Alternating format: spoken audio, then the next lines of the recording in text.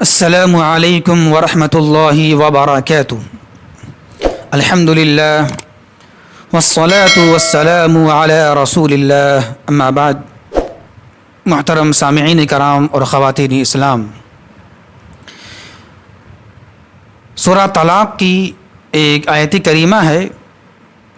اللہ تبارک و تعالی نے قرآن مجید کے اندر بیان فرمایا ہے، وَمَن يَتَّقِ اللَّهَ يَجْعَل لَّهُ مَخْرَجًا وَيَرْزُقْهُ مِنْ حَيْثُ لَا يَحْتَسِبُ وَمَن يَتَوَكَّلْ عَلَى اللَّهِ فَهُوَ حَسْبُهُ۔ اللہ تبارک و تعالی بیان فرماتا ہے کہ جو شخص اللہ تبارک و تعالی سے ڈرتا ہے، اللہ کا خوف رکھتا ہے، تو اللہ تبارک و تعالی اس کے لیے مصیبتوں سے، غموں سے نکلنے کا راستہ پیدا کر دے گا، راستہ نکال دے گا، اور ایسے لوگوں کے لیے اور ایسے لوگوں کو اللہ تبارک و تعالی ایسی جگہ سے روزی عطا فرمائے گا، روزی دے گا جہاں سے وہ سوچ بھی نہیں سکتا ہے، جہاں سے وہ گمان بھی نہیں کر سکتا ہے۔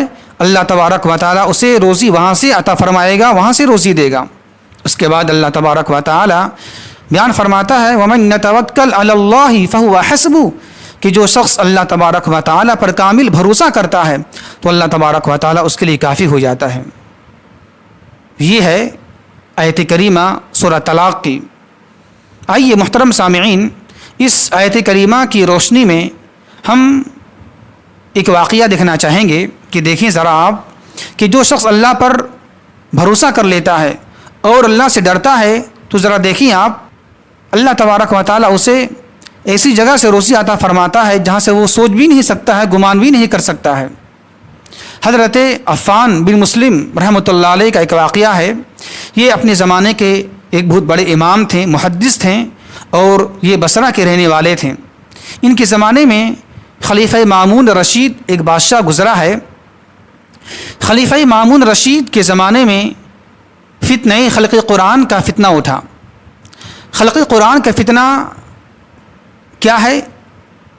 یہ ہے کہ اس کے زمانے میں یہ فتنہ کھڑا ہوا، اور خود یہ قائل تھا، وہ خلیفہ اس بات کو مانتا تھا کہ یہ قرآن جو ہے، یہ جو اللہ کا کلام ہے قرآن، یہ مخلوق ہے۔ مطلب حالانکہ یہ بات غلط ہے، قرآن میں جو باتیں موجود ہیں وہ کلام اللہ تبارک و تعالیٰ کا، یہ مخلوق نہیں ہو سکتی، بلکہ یہ اللہ کا کلام ہے، اللہ کی صفت ہے، یہ مخلوق نہیں ہے۔ لیکن کیا مانتا تھا بادشاہ خلیفہ مامون کہ نہیں، یہ مخلوق ہے، یہ قرآن جو ہے، قرآن میں جو باتیں بتائی گئی ہیں، جو الفاظ ہیں قرآن کے، جو کلام ہے، یہ مخلوق ہیں۔ لیکن نہیں، یہ بات غلط ہے، اور صحیح عقیدہ یہ ہے کہ قرآن مخلوق نہیں ہے بلکہ غیر مخلوق ہے، یہ اللہ کی صفت ہے قرآن۔ لیکن خلیفہ مامون یہ بات مانتا نہیں تھا۔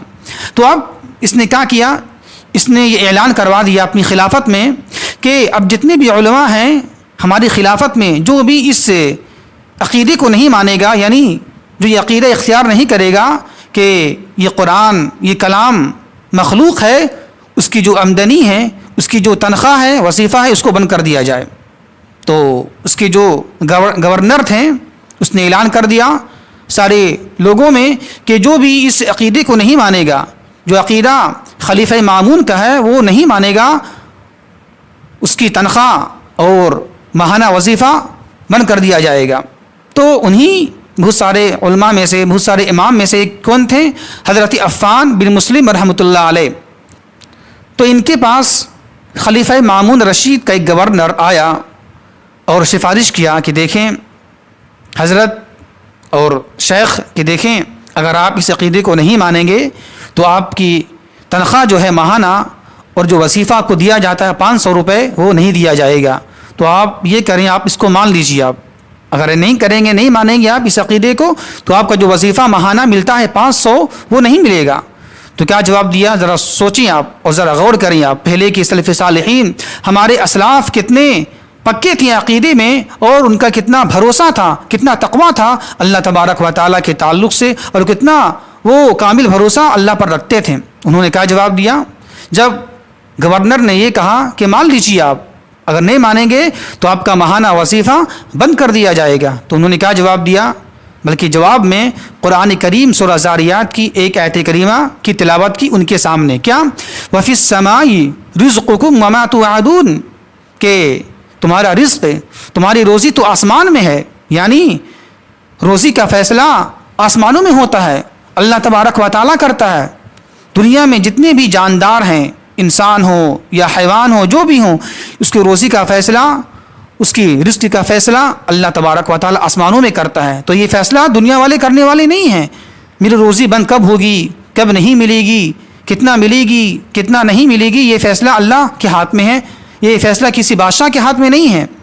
تو حضرت عفان بن مسلم رحمۃ اللہ علیہ نے ان کے سامنے قرآن کی یہ آیت کریمہ پیش کی، تو انہوں نے نہیں مانا کہ ہم اس بات کو نہیں مانیں گے، ہم اس عقیدے کے منکر ہیں، ہم اس کو نہیں مانیں گے ہم۔ اس کے بعد کیا ہوا؟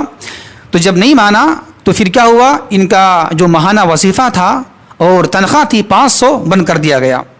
جب یہ واقعہ ہو گیا تو پھر حضرت عفان بن مسلم رحمۃ اللہ علیہ اپنے گھر آئے، اپنی بیوی کے پاس آئے اور کہا کہ دیکھو ایسا ایسا واقعہ پیش آیا ہے کہ مامون خلیفہ جو ہے بادشاہ، وہ مجھ سے یہ کہتا ہے کہ قرآن کو مخلوق مانو، لیکن یہ میں مخلوق کیسے مان لوں جب کہ یہ قرآن، یہ کلام اللہ کی صفت ہے۔ تو ہم نے اس بات کو نہیں مانا، تو نتیجہ یہ ہوا کہ ہمارا جو ماہانہ جو وظیفہ آتا تھا، تنخواہ آتی تھی، آج سے وہ بند ہو چکا ہے، آج سے 500 روپے بند ہو چکا ہے۔ جب یہ بات سنی ان کی بیوی نے تو فوراً کہی یہ بات کہ اب کیا ہوگا، اب کیا ہوگا، ہمارے گھر میں 40 افراد ہیں، 40 لوگ کھانے والے ہیں، تو اب کیا ہونے والا ہے، بتائیں ذرا، سوچیں آپ کیا ہوگا۔ اب جب اتنی ہی بات بولنی تھی، ابھی ان کی بیوی کی بات ختم بھی نہیں ہوئی، ابھی ان کی بیوی کی بات مکمل بھی نہیں ہوئی کہ اچانک ایک صاحب خیر، ایک شخص تشریف لائے، سلام کلام کیا، سلام کلام کرنے کے بعد بھی کہا حضرت عفان بن مسلم رحمۃ اللہ علیہ سے کہ سننے میں آیا ہے شیخ محترم کہ آپ کا وظیفہ جو ملتا تھا ماہانہ 500 روپے وہ بند ہو چکا ہے۔ بولا ہاں بند ہو چکا ہے۔ بولا کوئی بات نہیں، کوئی حرج کی بات نہیں ہے، انشاءاللہ میں آپ کو آج سے ہر مہینہ 1000 روپے میں دوں گا آپ کو، اور آج ہی سے یہ شروع کر دے رہا ہوں، آپ یہ 1000 روپیہ رکھیں اور ہر مہینہ میں آپ کو 1000 اشرفی 1000 روپے۔ اس وقت 500 کی بڑی اہمیت تھی، بہت بڑا ایک اس وقت کے زمانے میں 500 کا بڑا ایک مقام تھا اور اس کی ایک اہمیت تھی۔ تو بادشاہ نے کہا کوئی بات نہیں ہے، میں آپ کو 500 روپے نہیں بلکہ میں آپ کو ہر مہینہ 1000 روپے میں آپ کو دوں گا۔ تو دیکھیں آپ، یہ ہے تقوی۔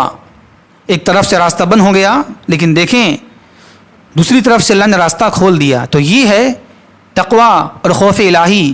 اللہ نے سچ بیان کیا ہے اپنے قرآن مجید کے اندر میں کہ جو شخص اللہ تبارک و تعالیٰ سے ڈرتا ہے، تقوی اختیار کرتا ہے، تو اللہ تبارک و تعالیٰ اس کے لیے مصیبتوں سے نکلنے کا راستہ پیدا کر دے گا اور راستہ بنا دے گا، اور اس کو ایسی جگہ سے روزی عطا فرمائے گا جہاں سے وہ سوچ بھی نہیں سکتا ہے، گمان بھی نہیں کر سکتا ہے۔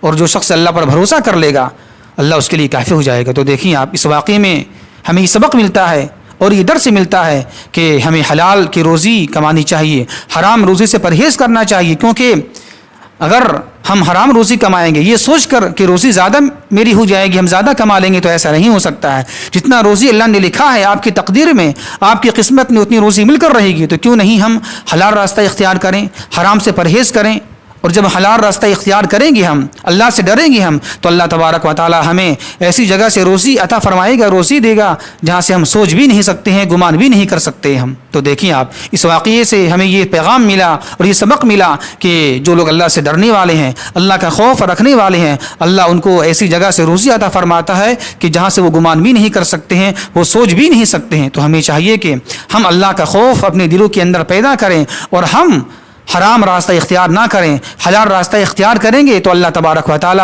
ہمارے لیے کافی ہو جائے گا، اور ہم جہاں سے سوچ بھی نہیں پائیں گے، سمجھ بھی نہیں پائیں گے، اللہ روزی کا انتظام میرے لیے وہاں سے کر دے گا۔ اللہ سے دعا ہے کہ اللہ تبارک و تعالی ہمیں صحیح سمجھ کی توفیق عطا فرمائے۔ وما توفیق الا باللہ۔